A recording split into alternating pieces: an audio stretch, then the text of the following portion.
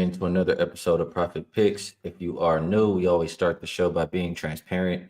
Yesterday, I only had one bet. It was a small wager, and it was a loser. The first half over in the Lakers game.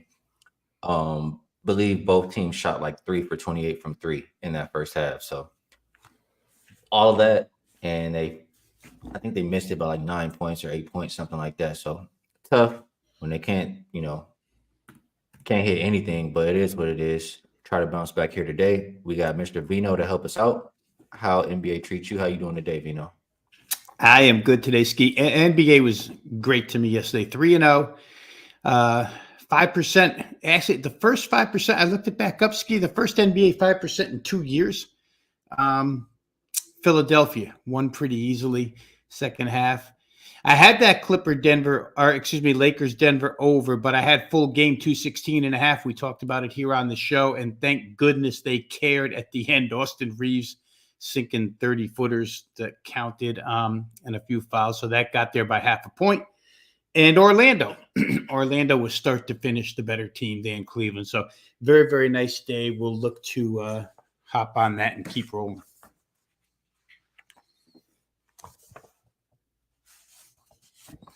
My bad. Good stuff. I was watching the end of the game to see if that full game total would get there. Glad it did for you. What up, Ray? Jeff says, find something to do. I think Skee's real late today. Just the usual late time. Rob, what color shirt is that? This is black. He made it easy on you guys today. Luis looks like it's the winner. So Luis, hit me up. The easiest way is to comment on the video after the show. But you can DM me or hit me in Discord or whatever. And just let me know where to send so we can buy you that lunch today. And Hank, I'm just thinking about it. I forgot yesterday, but I'll take care of you today too. I'll look out for where you messaged me. Rob, I easily went over 7.5 yesterday. By what time? when did that cash? That cashed early. You capper texted me at like close to halftime or something. He's like, I think he said I got over 3.5. I said, man, that's been cashed. What are we talking about here? That's a first quarter bet, 3.5. After the first quarter, and then when I saw the halftime score get close, like I forget what the score was, but Denver was back in the game, if not already winning. No, they weren't winning, but they were right back in the game. I just knew. I was like, oh boy, let me buckle up. Bartender. Yeah, just stay right. But let's get to today. We got 3 games on the slate, and should be some ways to make some money here. First one up, we will go Bucks at Pacers, and this one opened up Pacers -4. They're a 6-point favorite. I mean, Caesars I'm seeing lining up at 7, so it might still be on the move there. Total has come down 1.5 to 223. Giannis still out. Middleton game time decision. I feel like I saw something where it said he was, probably not going to play in that game. Don't see anybody on the injury report for the Pacers. Pacers threw a punch back in that last game. Now, going back home, I mean, this young team could have some confidence now here, Rob. We know we saw Dame time in game 1. This has been a Bucks team we said that we cannot trust. At the same time, I usually don't trust the Pacers to win by multiple possessions because I don't trust their defense. So I'm curious to hear, what do you think is the best way to approach this game?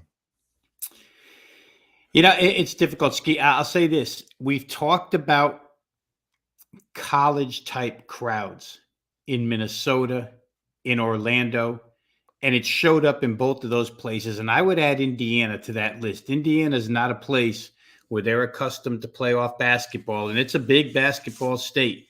Happy to have their team in. First game back in Indiana. I would expect on a Friday night that the crowd and the atmosphere is helpful to the Pacers. I almost wish Chris Middleton was in this game, and this line didn't get all the way to 6. I might like Indiana a little more then, but I think you can see some signs of regression out of the Bucks after that crazy good first half in game 1. It's been pretty much mediocre basketball for Milwaukee. And once Indiana got their legs underneath them, game 2, I mean, Indiana made 50 shots in that game. 50 is a big number to make in a game. Shot 55.6%, shot well from 3. Game was still good, but the rest of the team hasn't been great. You got to love this quote out of Bobby Portis. Bobby Portis. I mean, just quite frankly, they're front runners, bro. Y'all can just tweet that. Y'all can just tweet that or whatever it is, bro. When the expletive, and I'll fill the expletive in, basically, when the shit going good, they laughing, clapping, all that. When it's going bad, they not saying nothing. So Bobby Portis not too impressed by the Pacers, and whether or not that helps Milwaukee, I'm not sure.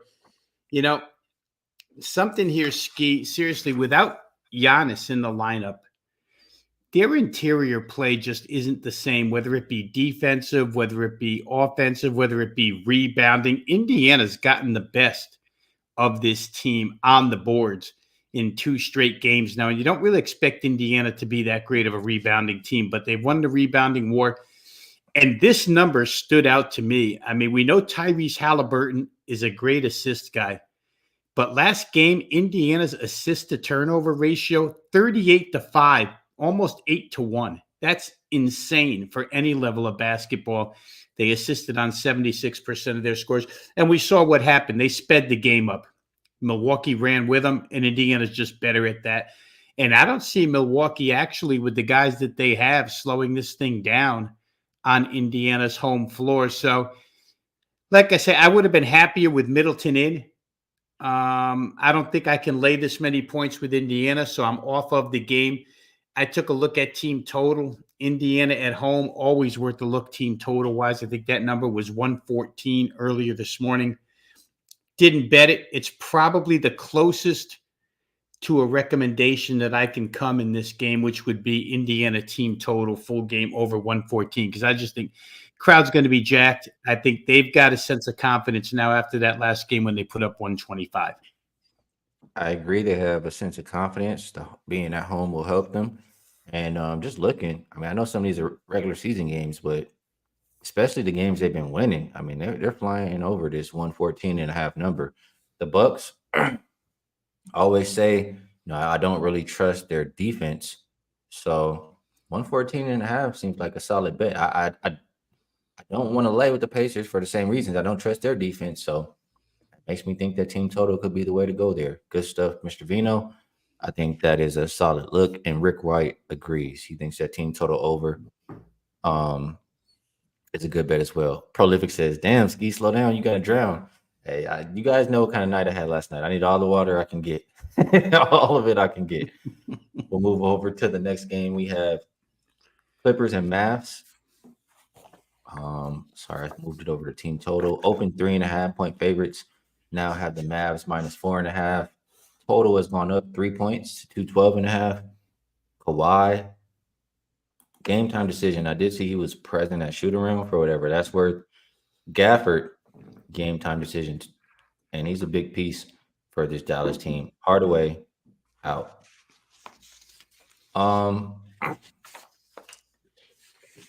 This one is interesting. At the end of that game, Rob, I don't know if you saw, Luka hit a 3. I think it was on Harden. And he's yelling. He's like, motherfucking asshole. Like, he wants to win versus these guys. He doesn't like them. And now they're coming back home. I would only be looking towards Dallas. I'm happy to have the series price in my pocket. I know I got minus 115. Last I saw was minus 150. So I don't really need to run to the window to bet the Mavericks here, but I'm not looking at the Clippers. Are you? No, and I think, Skee, what I bet was full game over. It really moved 209.5 up to 212.5. I think it got as high as 213.5 at one point.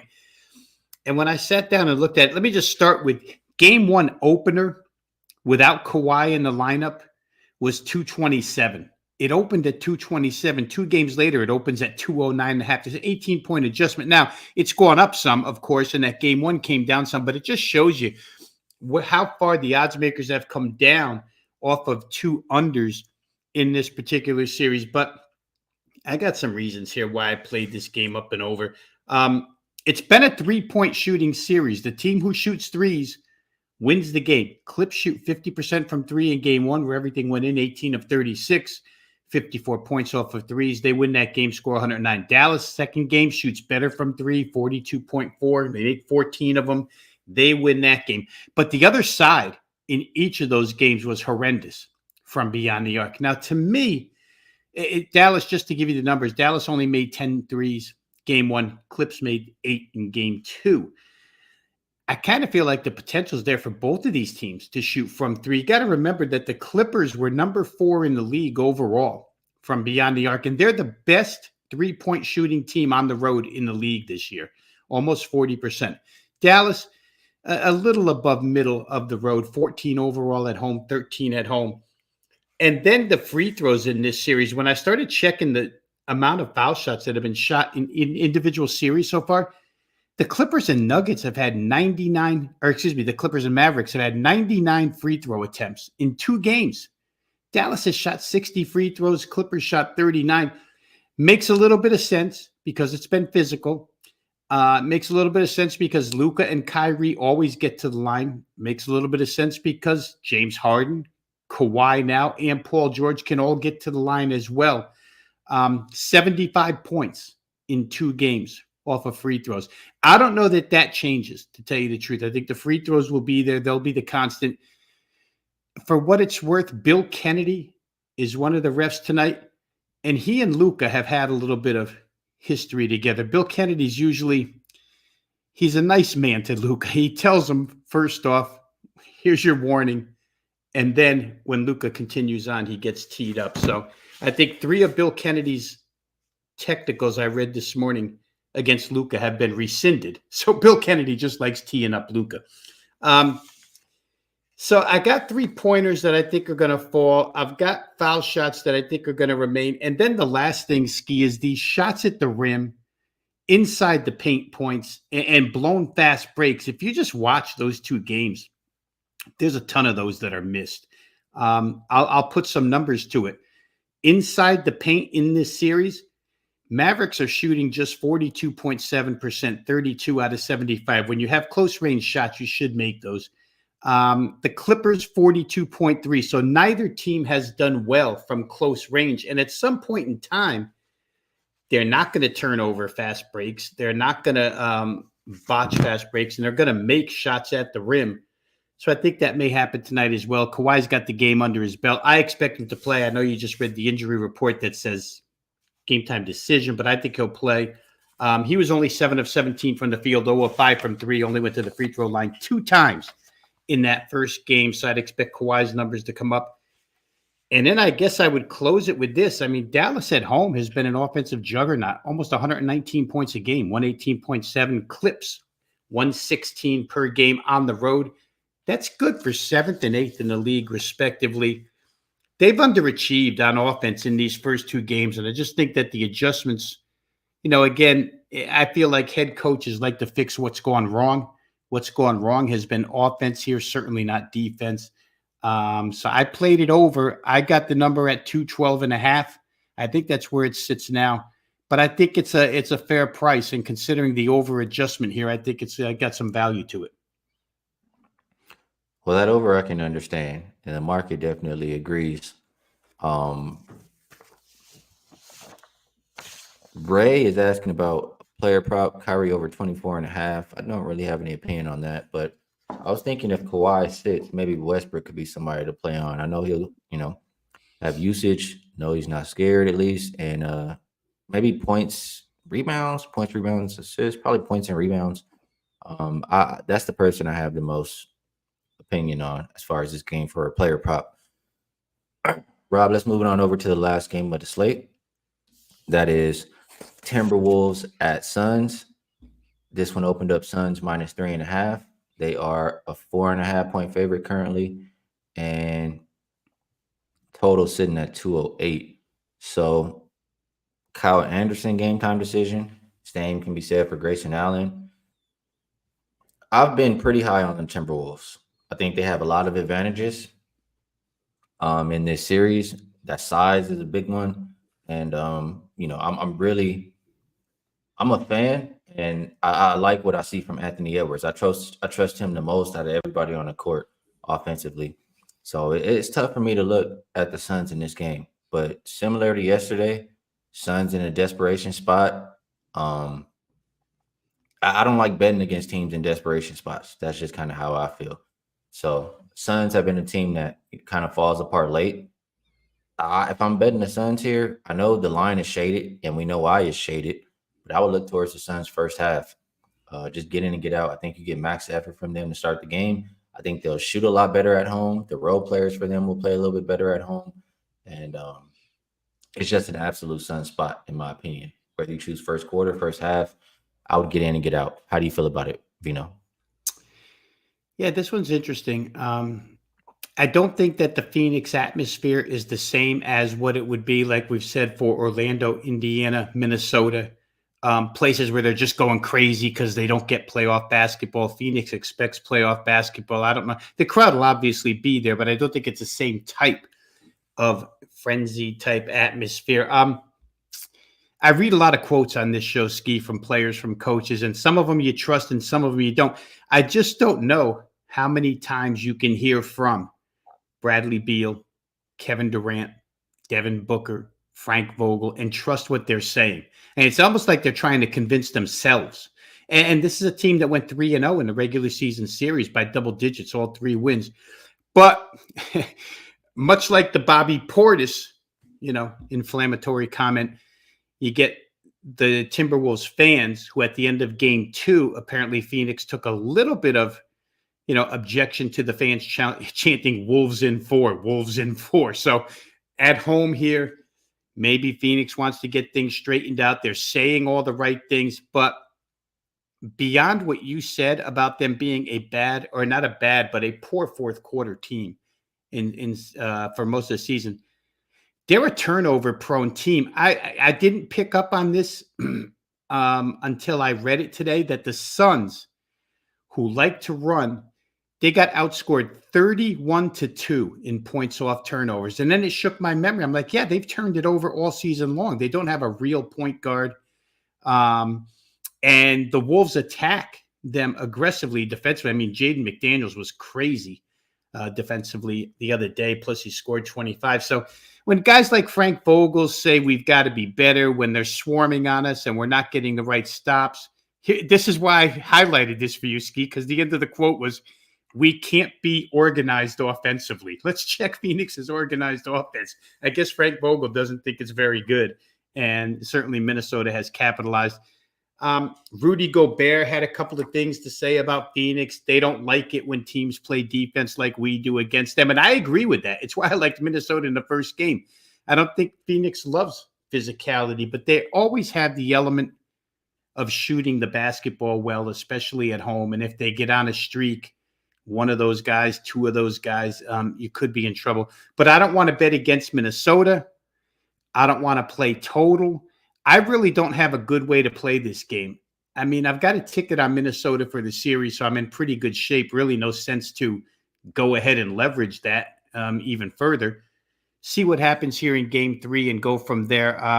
So I'm open to suggestion on that game. I didn't play it. I couldn't figure out a good way to play it. Well, just to speak to the spot, I mean, game 3 home favorites down 0-2. They win 69% of the time. They cover 61.2% of the time. And it looks like a lot of that heavy lifting is done in the first quarter and second quarter. So that's my recommendation. Absolute Sun spot. Kyle in the building says Suns minus whatever. It's just always hard for me to pull that trigger when I don't think they're the better team. Like, I mean, we saw yesterday. I don't think Orlando's better than Cleveland. Orlando beat the shit out of Cleveland because it's a desperation spot and they're back at home. So, only way I'm looking is Suns. And that is it for today. I have a question I want to ask you, Rob. And it's I'm not going to talk about this too much longer, but it's because of things I'm seeing on Twitter, etc. What do you think? Well, actually, yeah, before I ask you, I have 2 questions. So first question, What do you think, if you had to name one or two things, was the biggest problem for the Lakers in this series versus Nuggets? Well, obviously the second half was the biggest problem in almost every game. I thought maybe it would come back a little bit. The pendulum would swing a little bit last night. Really didn't. I kind of think what you said, Skee, and I mean, you had a statistic to back it up, but I would say just more from using your eyes and seeing the Nuggets never look really out of control. And when they do get a little bit, when things aren't going their way, let's put it that way, they're quick to regroup and reorganize and go forward. And the Lakers aren't that, they don't look like that team. It's like when things go wrong for the Lakers, they don't regroup, they don't reorganize. It spirals out of control. And it doesn't do that to Denver. So it shouldn't, I shouldn't be able to say that experience, but I think you could say experience as a starting five really helps Denver. Those five guys play so well together. Last night, it was Michael Porter's turn late in the game to step up in the fourth quarter and start draining shots. He did. Lakers, I mean, they must have missed 6 shots in a row when it counted from the 5-minute mark on, or the 5.5-minute mark left in the game on. So I would say those couple of things stand out to me. And, I'll probably let you go on Darvin Ham, because it was another game where the Lakers just didn't look much different than what they've looked in the first two. Let's face it. Yeah, Lakers have been playing the same game since last playoff versus the Nuggets, and we keep getting the same result. And I mean, I obviously blame goes on some of the players, but I don't think Darvin Ham had a good game plan. I don't think he's making adjustments. We shouldn't have to. If I can see the same thing every time about the organized offense, how does he not see it? I mean, he's right there watching the damn games and has all the numbers and tape. So I think coaching was a big deal. I think, and I'll get slack for saying this, but I think LeBron, however you want to call it, I think LeBron was trying to just be the hero. I think that was a problem. And as much as I take up for, as much as he's played well for us this season, D'Angelo Russell in the playoffs versus Denver, just not. We can't have that. That's what he's been giving us. We can't have that. So a lot of things I can point to, but I've been saying this since last year. Darvin Ham has got to go. If he is a Laker coach next year, I'll just go ahead and wait for 2026, man.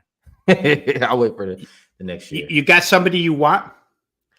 Anybody is more okay. confident than Darvin Ham, I feel like, at this point. I've had zero faith. I had like maybe 2 out of 10 faith in him after last series, and now it's down to 0. So that's what if they offered Glenn? Oh yeah, I mean, ain't having Glenn. Pick your poison. That's like the question UCapper asked me the other day. Pick the winner between the Nuggets and Lakers. Just pull the trigger, man. Guts ahead. My boy says Mark Jackson. I wouldn't be mad at Mark Jackson. I absolutely would not be mad. But Glenn, I want no parts of. All right, one more question here, Vino, before we get to best bets and get you out of here. Well, I guess it's a combination of questions all put together. Cleveland, Orlando. I want to ask you, these can just be short answers, but does Orlando actually have a chance to win this series?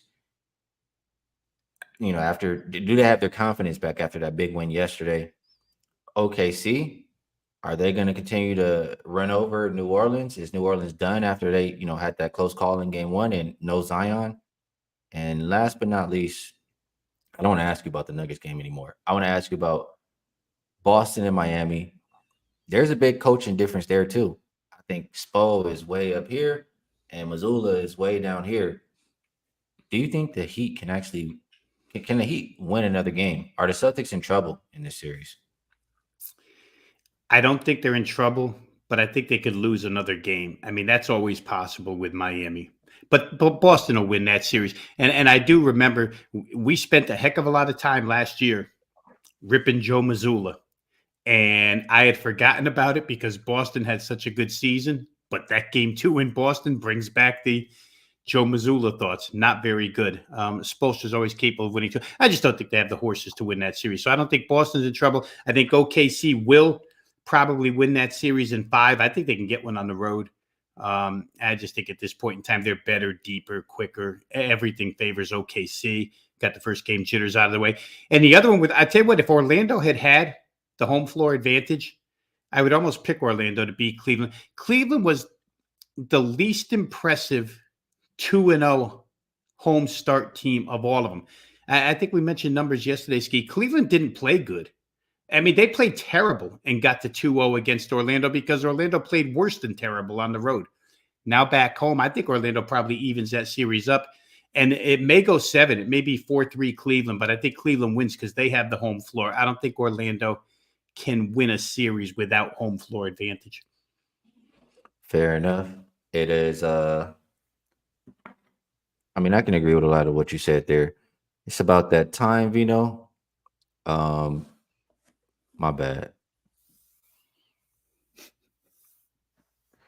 About that time where we move it over to the best bet segment. And before we give best bets, or before I'll give mine later, but before you give a best bet, I'll ask you if there's anything you would like to promote.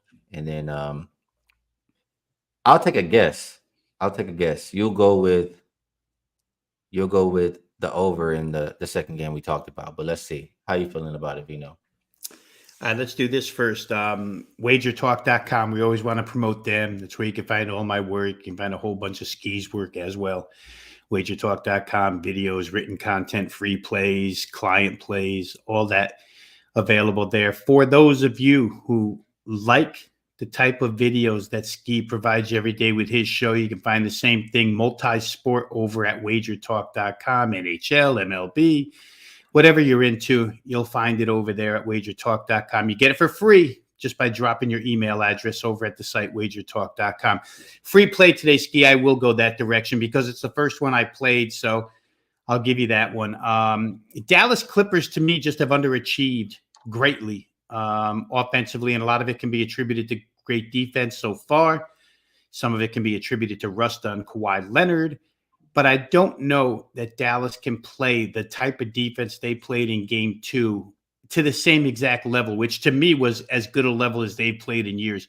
I don't think they can play it every game. And I do think they'll play better offensively here. So I've read you a bunch of statistics about the shooting in this series, why I think it'll go over. Numbers priced in a good spot for us here. 212.5. Let's play that over for the best bet. And it looks like it's on the move right now. So you might want to get involved sooner than later. Good stuff, Mr. Vino.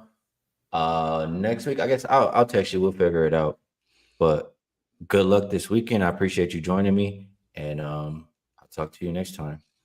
Oh, it's a pleasure, buddy. Thanks for having me. Good luck this weekend to the chat room. You guys are the best. We say it all the time, but I love coming on here with you guys. So take care, Skee. I'll talk to you next week. All right, sounds good. And we will have another guest in here very shortly. Let me take a look at some of these comments before we do get to that. Rick White says, well, Diamond says JJ Redick. Maybe he could be a good coach. Yeah, I'm not sure about JJ Redick. He don't have any experience. I mean, I'm not saying he don't know the game or can't do it, but I'm unsure. Rick White says Mark Jackson not coaching in the NBA anymore. Smiley agrees, says he's blackballed. KC trying to take some shots. Says Lake Show stand up. Hey man, you stay in Cancun, all right? Y'all been done for a minute now. Let us finish out our series. And I told her stay on vacation. She says you're gonna be having Bahama Mamas with me soon, Skee. Brian says Boston in 5 is minus 135. I mean, they would have to win 2 in Miami, which is possible, and then win a third one. I mean, it's always tough to think Spo off a loss won't make the proper adjustments and have his team ready. So that's a tough one. I can't say that I would take that bet. Let's see. A couple more comments. Appreciate you zoned up. Says best NBA gambling show on YouTube. Appreciate that. Brian says, great job, fellas. A lot of angles to cash in tonight. Let's get it. Guys sharing some best bets in the chat. Rick White likes the Cubs money line. Siete Catorce likes Phoenix -5. Appreciate you, Jeff. Zoned Up likes Mavericks first quarter. Jose says Clippers money line is his best bet. A lot of stuff being shared in here. Dre still has faith. Lakers in 7, he says. I'm out, man. I'm done. I was already checked out after that last loss. Or not last night, but after game 2. I was already done. Um Experience in the league doesn't always translate to being a good coach. I'll say that. Phil Handy, I think that's what you're saying there. I'm, I mean, more than Darvin Ham. I'll take it. You got it, Michael. And Sox Nation says Lakers should hire you, Skee.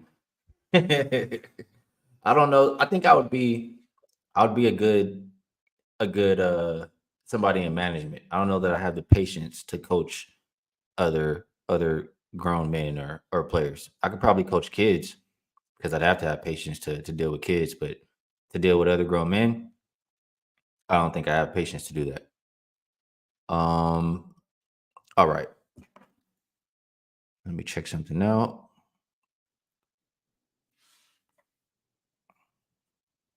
My bad.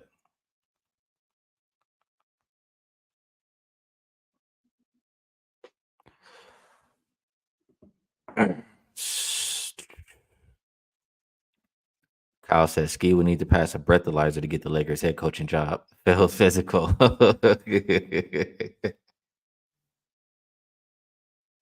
Hey, stay out of it, Otto. Stay out of it. I'll say this before we bring our next guest on. I was doing my homework, and I'm pretty sure I have a really, I have a nice size wager that we're going to be making tomorrow. And you guys know, I told you guys what kind of night I was going to have, so you know why I'm slow to it today. But after I finish up this show, maybe in between the next show, I'll get it out there for my subscribers at Wager Talk. So we got something big coming. Just know that. And without further ado, we'll bring my guy on here. Let me get this off of the screen.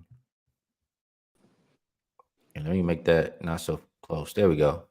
What up, five What's star? up? What's It's been up? a little minute since we had you on the show. How's everything been for Yeah, you?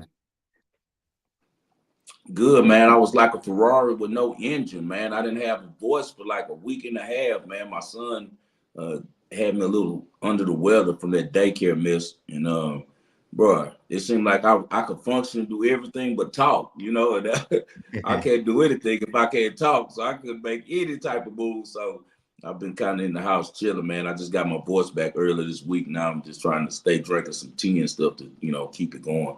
How everybody doing, man? Good to be back with you always.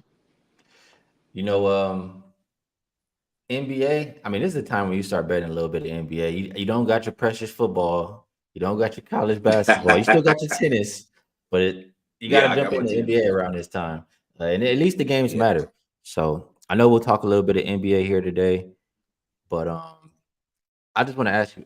Oh, there you go. He got dumped off. There, he's back. I don't know what happened, but let me ask you real quick. Uh-huh. Over the summer, like, what is your plan as far as sports that you bet until football comes back?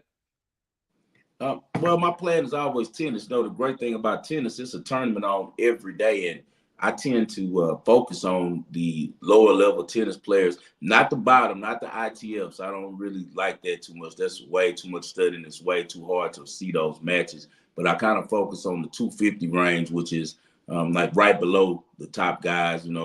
Comparable to if we were talking baseball, the minor leagues of the MLB. And don't get me wrong, some of these guys and ladies that play the 250 tournaments, they can play with the bigger guys. There are a lot of them are in the 500s and the 1,000 tournaments, but they concentrate on the 250s. And that's like my little sweet spot when it comes to tennis. We'll have that every day throughout the summer. I'll be doing that. And of course, I love the alternate football leagues. I love the United Football League, which is now the USFL combined with the XFL. And I also really like Canadian football. I've been Canadian football, man, for over a decade. I keep up with the teams. It's very easy to keep up with them. It's only, I think, 6 or 7 teams in the whole league, 8 maximum. I can't remember the exact number, but it's a small amount of teams. So I'm really familiar with those franchises and how their coaches run those teams. So I tend to do really well with that. So me, spring and summer football and tennis, and I do like the NBA. I used to bet it a lot when I was younger. What happened is the shift. You know how I feel about LeBron, man. You were kind of like the same on there. Like, Bron a good dude. Like, he's made a lot of money. But as he's gotten older, he has broken all the traditions of the NBA that we grew up watching, that kind of Kobe continued from Jordan and Jordan continued from Magic and Bird. And that's the competitive side, caring every night, giving it your all.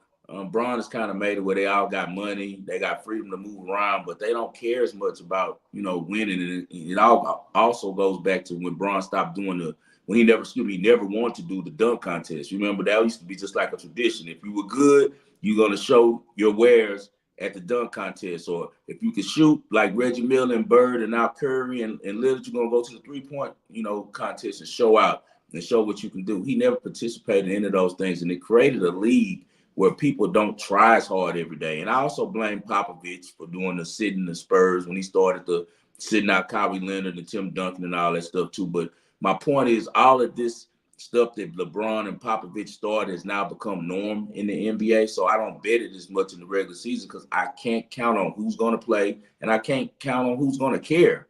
People used to go to war every night in the NBA. These guys prided themselves on being Iron Men and coming to show and being a professional every night and playing every night. I remember when Harden first got to Houston, he was an Iron Man before the league really changed. He wanted to play every night and wanted to show out every night for the fans.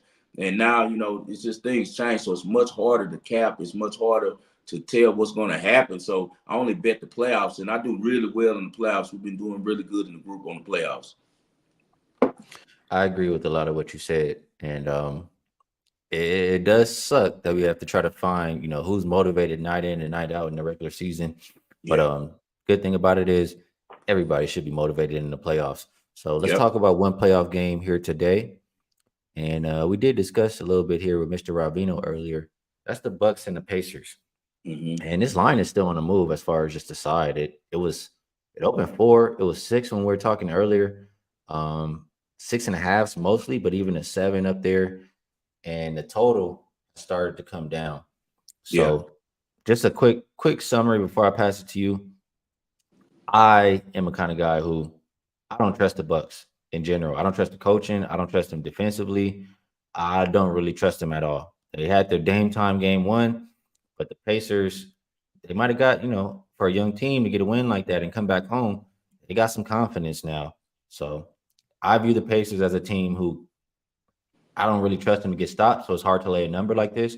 But I do think that, they have some success against the Bucks as far as scoring wise. How are you viewing this game?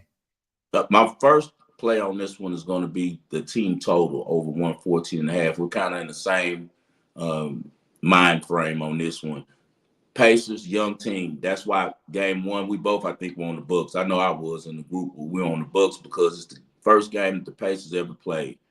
Game 2, I stayed away and I tried to jump in live on that game, and I ended up getting crushed because I jumped in live and took some points with the Bucks, and it didn't work. What I saw from that game is something that I kind of forgot about. Rick Carlisle is a great coach. It's just he changed up his style. At Dallas, he was a defensive first coach. Since he's been to Indiana, he's been more concentrating on the offensive side of the ball because he saw where the game was going, that everything with the rules was tilted toward the offense. And now, man, the Pacers are the number 1 offense in the country, in the league. They're most efficient offense. They score the most points, and I really like everything they're doing. And he has a huge coaching advantage against Doc Rivers. Man, Doc Rivers is just going to come out and run the same stuff. He knows that they have a depleted squad. Dame Lillard is a loser, whether we want to accept it or not. Throughout his career, he's lost. Man, he's never been. He gets a lot of love because of those shots that he made at the end of the game, and that's cool. He was clutch and all of that, but he went over there in the hopes that Giannis was going to help him, and actually Dame didn't even really want to be there. So now how does he feel in game 3, where he's facing a team that's a better team now without Giannis. I think the Pacers are a better team, and he's back in the same situation that he was in Portland, where it's just him against everybody, you know. And I don't want to be in Milwaukee. It sucks to live there. I didn't really want to get traded there. The only reason I went there is because I was thinking Giannis and me could win a championship together this year. So Giannis' health didn't keep up for him. I think that Dame tries to get out of there in the offseason. I think his mind is already thinking offseason because he really wants to be a Miami Heat. He wants that lifestyle. He wants to live there. He wants to be coached hard by Spoelstra and mentored by Pat Riley. So I think that this Bucks experiment is one and done. I wouldn't be surprised if Giannis gets up out of there as well. They really fumbled the ball when they, fired Coach Bud. People talk about Coach Bud, but he was effective. He won everywhere he was at. Even with Atlanta, they were the number one seed when Coach Bud was their coach.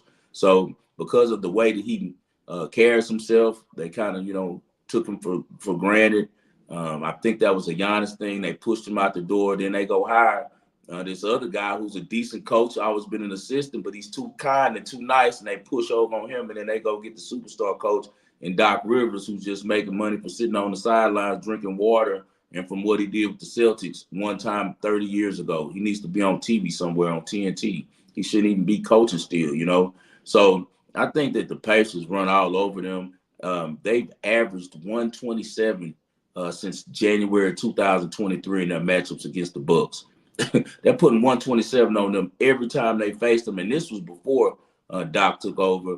Doc has never showed me that he's a great defensive mind. When he was doing his thing in Boston, Thibodeau was running the defense. And I don't think, if not for the game one jitters, I think the Pacers will be up 2-0 in this one, man. It was their first playoff, and they were, a little shaky, a little scared. They're on the road. The intensity's dialed up a little bit. Lillard hit them in the mouth. But if they hadn't scored only those 94 points that time, their lowest output outside of that 94 has been 122 in the last 2 years against the Bucks. So give me the Pacers with the over 114.5. As far as the side, I'm with you. I lean Pacers. I don't know did you make a play on it? Did you want the Pacers -6, or are you taking on that? No, I wouldn't. I would not lay points with the Pacers. Okay, I'm taking the Pacers. I think the Pacers are going to blow them out, Skee. I think that Portis was exactly right. He said the Pacers are front runners, and they are. And I think that they get out early, and I think they mash. And I don't think this game is close at all because I don't see how the Bucks slow down the Pacers without Giannis. They have shown that, we know Giannis is the big part of their defense, man.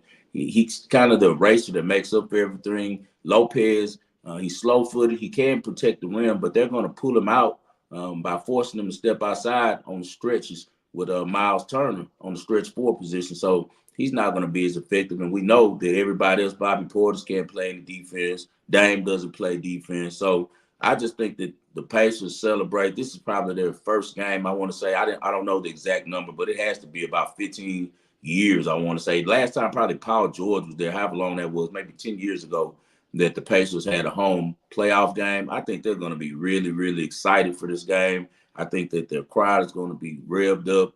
They're 5-2 in their last 7 matchups against the Bucks, and they've won all of those by an average of 9 points. I think they get over that 6 easily. I think it's a blowout. It's not even close in the fourth quarter. It's a lot like what we saw with the Orlando and Cleveland game, where it kind of snowballs on the Bucks, and that kind of feeds into what I told you about the prop that I liked on this one too, Skee, and that's for Obi Toppin to go over 7.5 points. Like I said, I think it gets out of hand. It's going to increase his time in the second half, and we also know when he comes in with the second unit, he's the go-to guy. 7.5 is a really short number, especially in the up-tempo game that's going to turn to a free gym game. We know Obi Toppin is great running the court, finishing at the rim, and things like that. Get fouled a couple of times. We should get over the 7.5 easy. So I'll be on Obi Toppin to go over 7.5 points. He averaged 16 points a game in his last 6 heading into the playoffs.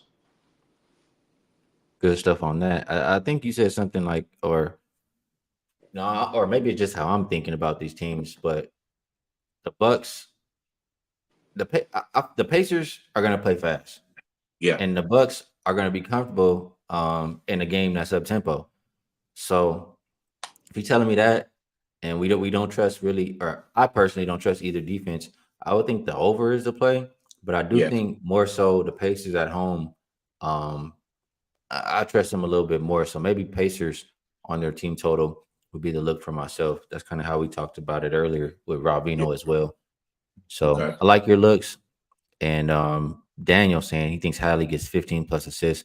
That would be good for both the Pacers and the Pacers team total. So hopefully, good stuff on that game. Dallas do a game too. I looked at him, guys, a little bit on the 19 and a half, but once again, I said it might become a blowout, Ski. So that's why I'm kind of scared to lay the 19 and a half. I'd rather look at TJ McConnell because he might end up getting more run in the second half, and he gets minutes anyway. I think he's low. He's one like, I want to say 6.5 or something. He's one to look at it. All of their other parts, I wouldn't look at their big dogs tonight. I look at their other parts, Nimbard. I look at those guys.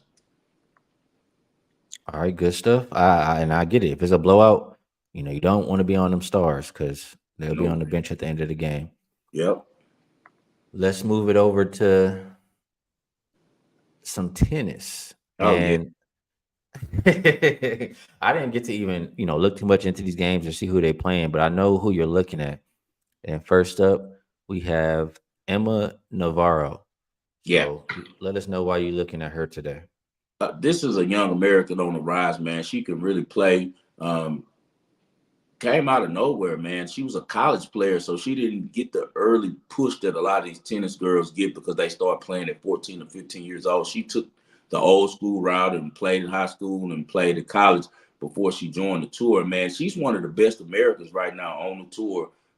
I'd put her right up there, probably right under Pagulia. I'd say probably Pagulia, and then I'd go with Emma Navarro, and then I'd go with my girl Sloane Stephens.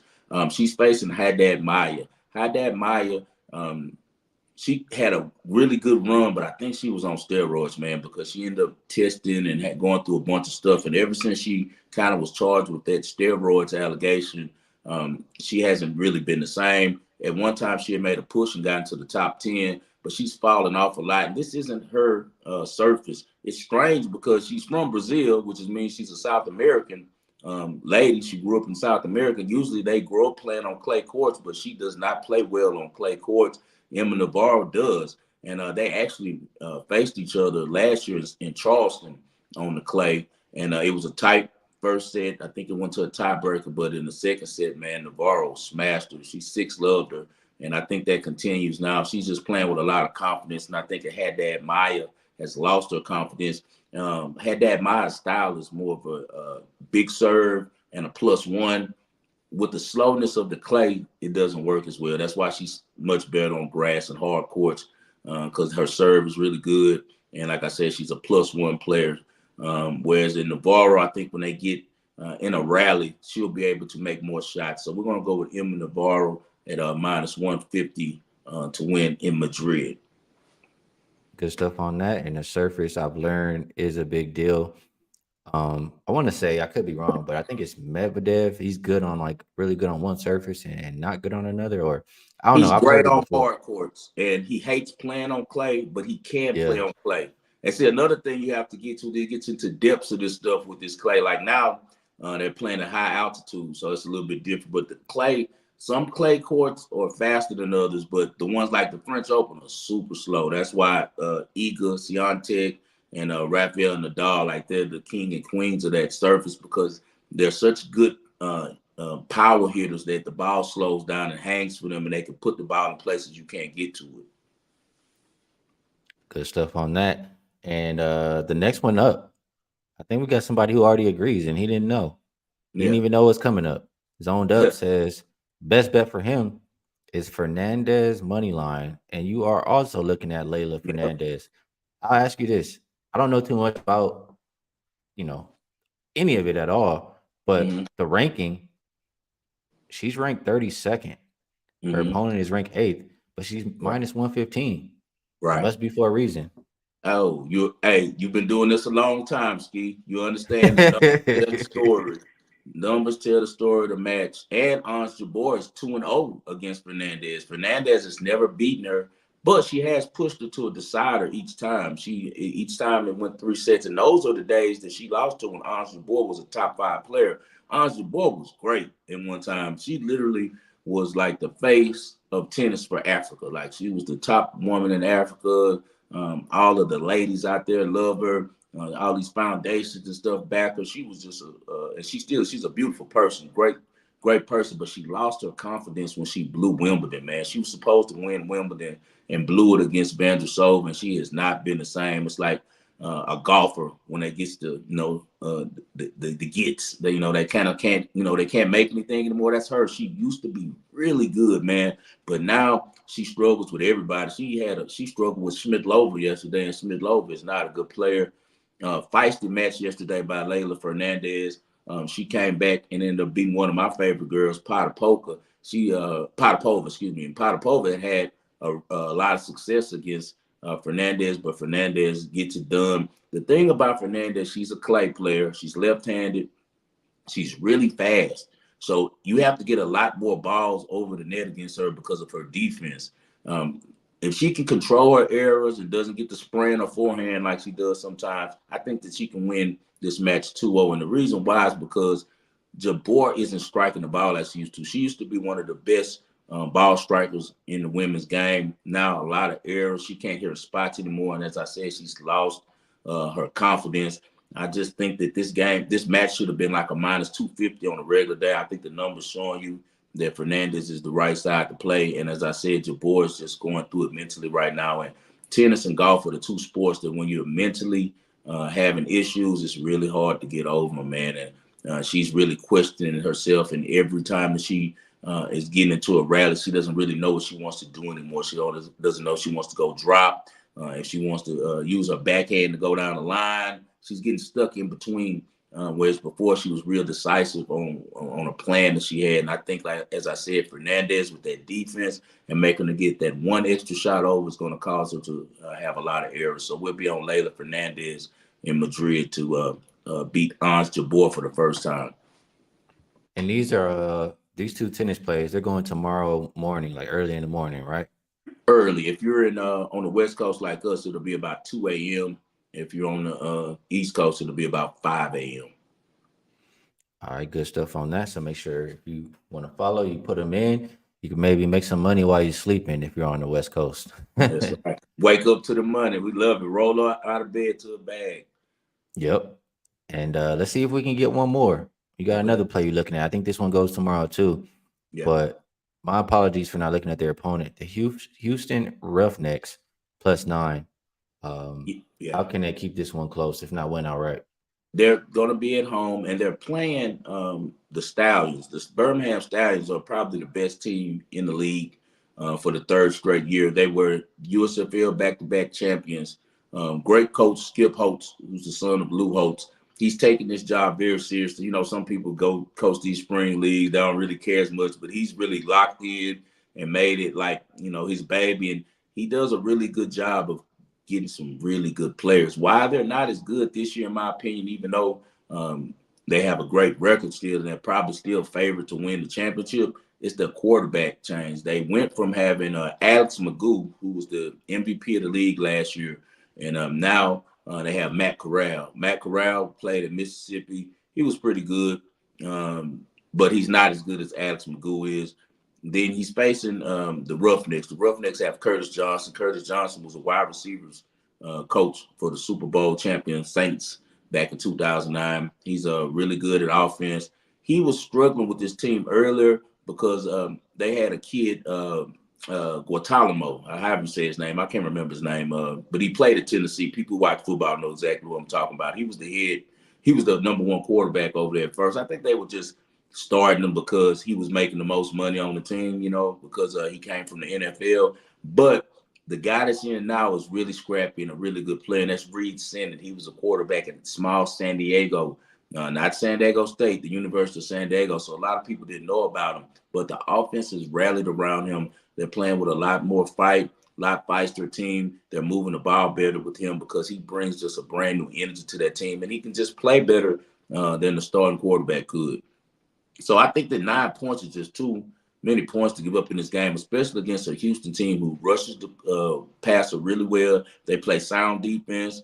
They actually have what's my guy's name? They used to play for the Ravens. They have a linebacker. I can't think of it right now, but he was really good in the pros, man. He was a number 1 pick, and now he's in the USFL, and he's been really good for them at linebacker. So I just think that Houston can keep it close. I don't think that they win outright, but I think that 9 points is way too many points to give up in this game against a team that has a good quarterback and Reed Sanders that can put up a couple points and also has a really sound defense that tackles well and also rushes the passer well. So give us the Houston Roughnecks +9. I don't think that the Stallions win by double digits. Great breakdown. And we got some people in the chat saying that they can tell that play there. Sorry if I say it wrong, but Sab, maybe not Sab, maybe it's Sabe 97 says, I like what you and Sauce be doing, getting knowledgeable cappers who bet some of the other sports. And this works. I mean, I think it's a great idea. We can't, it's not enough time in the day for all of us to try to cap all these different sports. And obviously some people are more knowledgeable in other sports than you might be. So I think that's the best way to do it. And as far as you, 5-star, and myself, you talked about some sports you'll be betting over the summer. You got is it USL? No, it's UFL. UFL. United Football League. And you doing the sports that I'm not doing. And I'm gonna start. I mean, WNBA is starting in a couple of weeks. I'll be taking care of that. Yeah, so we can pretty much get the whole board done between both of us, I feel like. And I'm gonna start MLB too. MLB, I'm gonna start after All-Star break. So I've been on some MLB. I've been doing good. I've been doing good on MLB. Unfortunately, man, I've been fading my Astros. I caught the Cubs yesterday. Because listen, real quick, man. I know that's tough. I've been talking to you about this for 2 years, Skee, right? About how the Houston fan base, and this is most of my fan base, guys, because my show is in Houston. I'm from Houston. I started out on ESPN 97.5, being a guest with Lance Zierlein, who's the top NFL draft guy on NFL Network. But he has the #1 morning radio show, him and John Granada, and I come on as the expert on betting. Anytime it's a big event outside of football season, I'm on there, and also every Thursday during football season, I'm on there giving out my plays on college and on the NFL. I've been telling these guys for 2 years, everybody in their market is in Houston, all the media just were attacking Dusty, and we're in Texas, man. We know that we're dealing with some undercover, underlying innate bias, like some people just didn't like him because who he was. And they had all of these reasons that they had why Dusty Baker wasn't this, he wasn't that, and that the Astros, I mean, anybody could manage the Astros. And they all cried and cried and cried for the guy that they have in there now. Now, man, the guy who's the manager now, he had tried for 7 manager positions and never got hired before. And they just give him the job, Joe Espada. Yesterday, he got kicked out the game. I've never seen a manager look so weak getting kicked out. He didn't yell. He didn't kick any dirt. Nothing. He's just like, okay, man. So now my Astros and their fan base is seeing what I was talking about. The team was playing horrible last year at home because they're human, Skee. Everybody reads social media. Even if they don't respond, they still see what people are saying. And everybody was against Dusty. He needs to do this. He needs to do that. He sucks. Maldonado sucks. But they didn't understand it's a game within the game, Skee.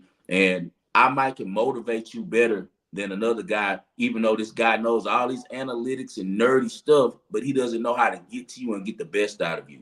And that's what Dusty Baker did. And I'll be fading the Astros all year. Now, we'll probably win when we go play the Rockies in Mexico because the Rockies aren't that good. I'll probably be on the over on most of those games, but anytime that the Astros are facing a team with any pitching in a formidable lineup, I'm on the other side, and I'm going to do it all year, and I'm going to do it happily. And the reason why is because this is a victory lap for Dusty Baker. You know, I'm a diehard. No one's been an Astros fan more than me. I was born an Astros fan. My dad and my uncle were Astros fans.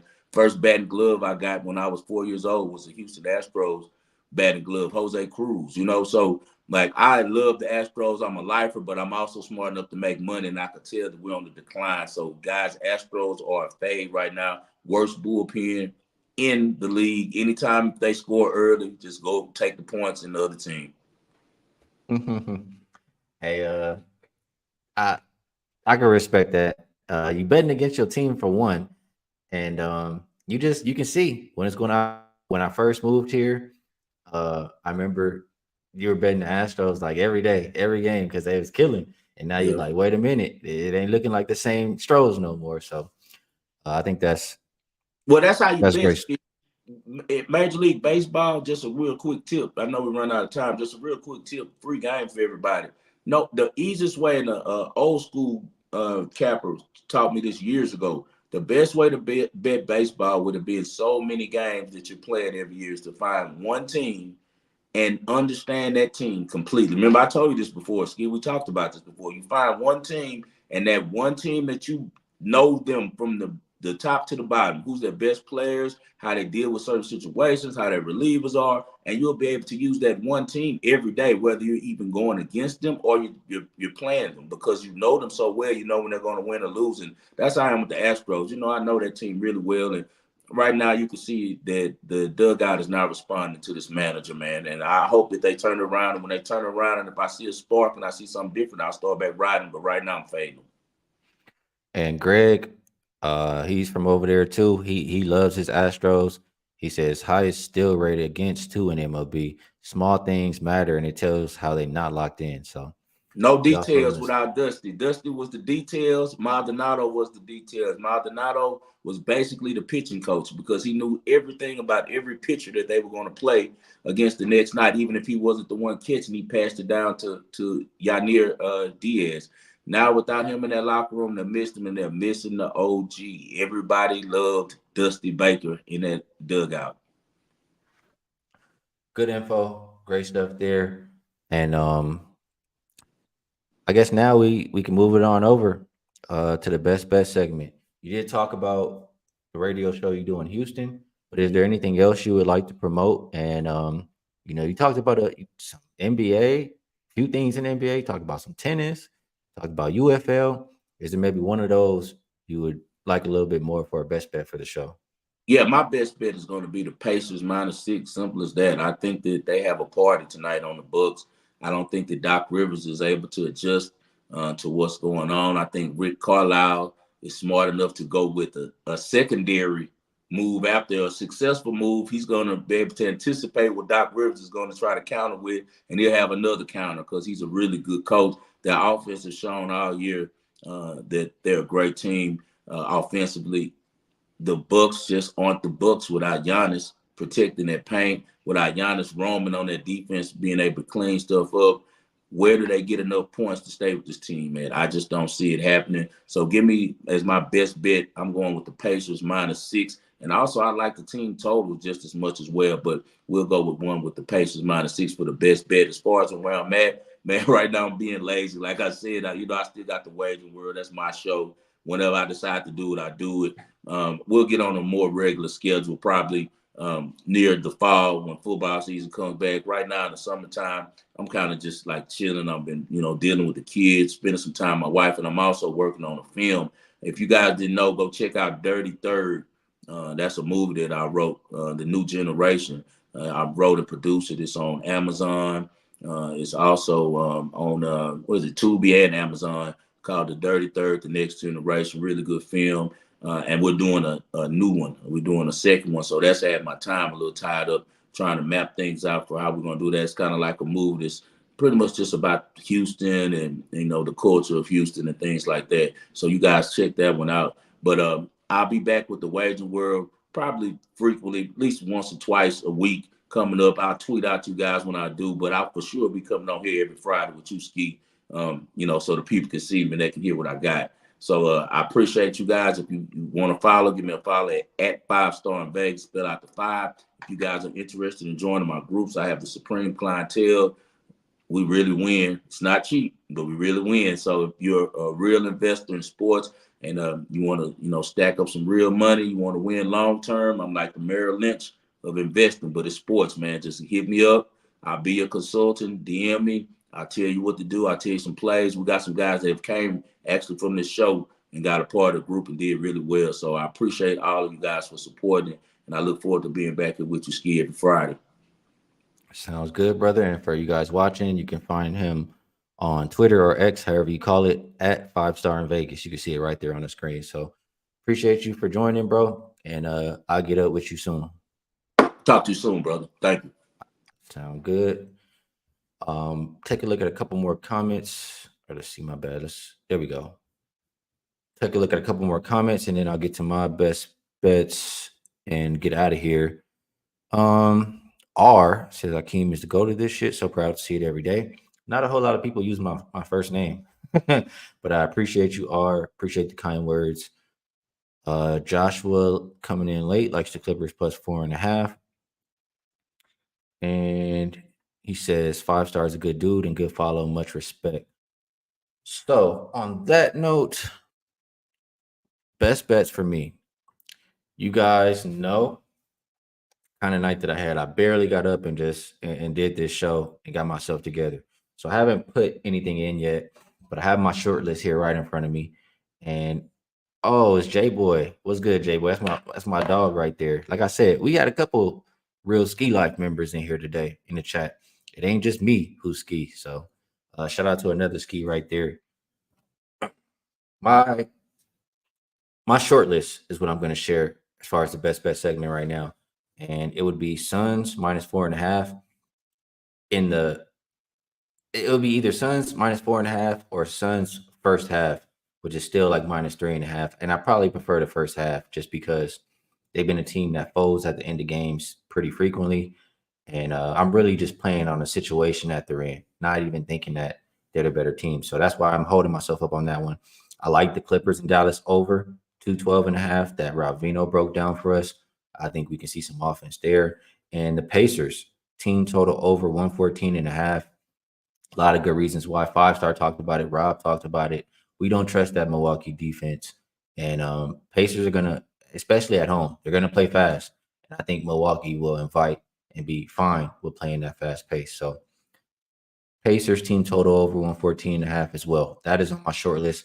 What I'll say is for my YouTube members, what I do lock in out of these 3 plays, I will share with you guys. I'll post it for you guys.